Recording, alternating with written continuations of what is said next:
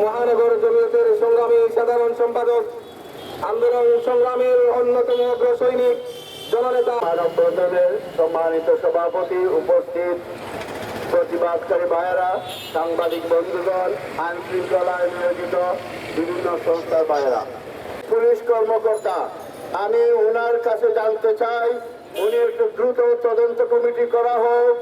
একজন দর্শিতার মা যখন আইনের আশ্রয় নেবেন, সে আইন কেন দ্রুত পদক্ষেপ নেওয়া হলো না? ইতিমধ্যে অনেক বক্তা কথা বলছেন যে দর্শনকারীকে পালানোর সুযোগ করে দেওয়ার জন্য 2 দিন পর্যন্ত এই মামলাটি গ্রহণ করা হয়নি। এটা উড়িয়ে দেওয়া যায় না। আমরা আজকে পরিষ্কার বলতে চাই, একটি স্বাধীন সার্বভৌম বাংলাদেশ যেখানে মানুষের আইনের নিরাপত্তা চায়। দুঃখের সাথে বলতে হচ্ছে, আজকে যে প্রশাসন ক্ষমতায় বসে আছেন, রাজনীতিবিদরা আপনাদেরকে সহযোগিতা করেন, কিন্তু রাজনীতিবিদরা দেশের শান্তির জন্য, দেশের নিরাপত্তার জন্য, মা বোনদের হেফাজতের জন্য আমরা রাজনীতি করি। আমার বোনকে দর্শন করা হয়েছে। 2 দিন অতিবাহিত হওয়ার পরে যখন মিডিয়া যা গুরুত্ব দিয়েছে, তখন কেন বিয়ানীবাজার থানা মামলা নিতে দেরি করলো? এর জন্য অবশ্যই তদন্ত করতে হবে এবং তদন্ত করতে করে যে সমস্ত পুলিশ কর্মকর্তা জড়িত আছেন তাদেরকে অবশ্যই বিচারের আওতায় আনতে হবে।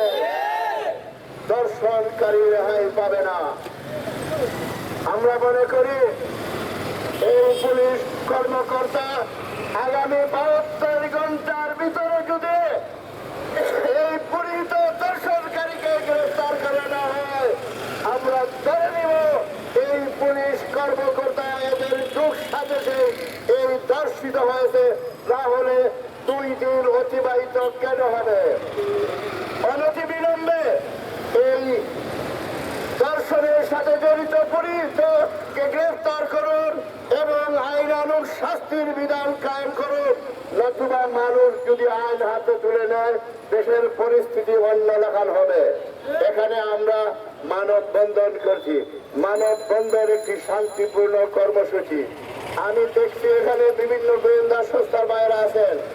আমাদের পরিষ্কার মেসেজ, আমরা সিলেটের মানুষ, আমরা সিলেটের রাজনৈতিক কর্মী, আমরা শান্তি চাই, নিরাপত্তা চাই।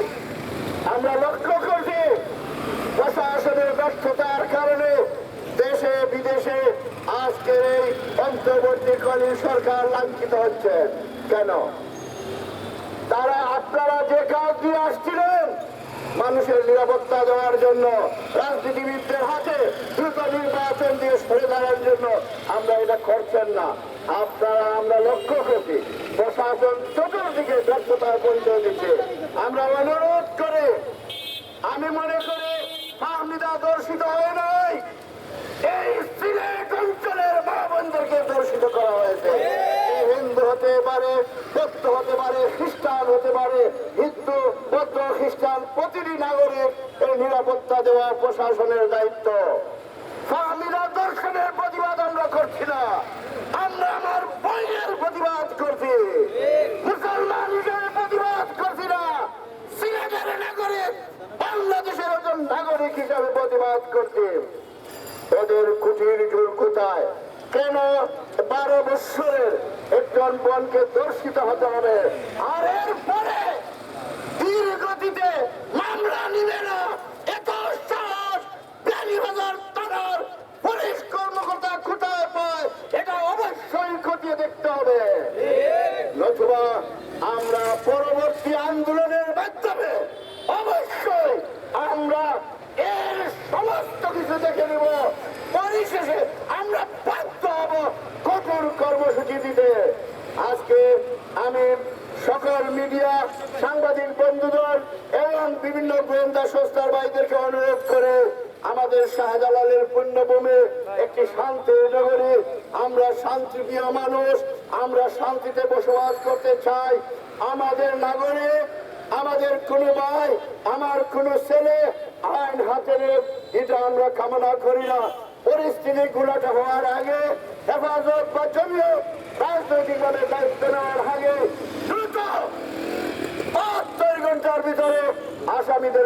গ্রেফতার করুন, আসামিদেরকে গ্রেফতার করুন। পুরোহিত মানে তাদের ধর্মীয় একজন দায়িত্বশীল, তাকে রেহাই দেওয়ার কোনো সুযোগ নেই, তাকে ক্ষমা করার সুযোগ নেই। দ্রুত পুলিশ ব্যবস্থা নিতে হবে। আমি এসপি মহোদয়কে দ্রুত বিয়ানীবাজার কর্তৃপক্ষ কেন গাফলাতি করলেন এ ব্যাপারে আপনার কাছ থেকে সুনির্দিষ্ট বক্তব্য কামনা করে আমার বক্তব্য এখানে শেষ করছি। খোদা হাফেজ। বাংলাদেশ জিন্দাবাদ। আজকের মানববন্ধন জিন্দাবাদ জিন্দাবাদ। اللهم آمين. ربنا ظلمنا أنفسنا وإن لم تغفر لنا وترحمنا لنكونن من الخاسرين. يا حي يا قيوم برحمتك نستغيث.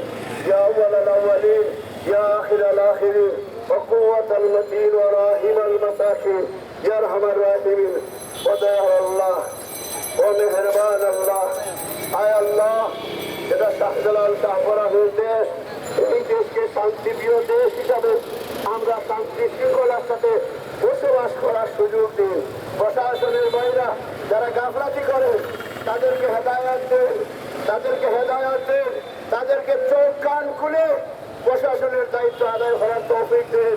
আয় আল্লাহ, আমরা শান্তি শৃঙ্খলার সাথে আমরা বসবাস করতে চাই, আমরা মা বোনদের হেফাজত চাই। আল্লাহ, আমরা মা বোনদেরকে হেফাজত চাই।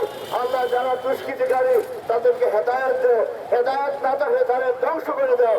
আল্লাহ, হেদায়ত দাও, হেদায়ত না থাকলে ধ্বংস করে দাও। আল্লাহ, আমরা এখানে যারা হাজির হয়েছি, আল্লাহ সেই কোনটা তো আটকায় আছে, সে কোন মুসিবত আছে, আল্লাহ সকলের গাইবী খবর তুমি জানো।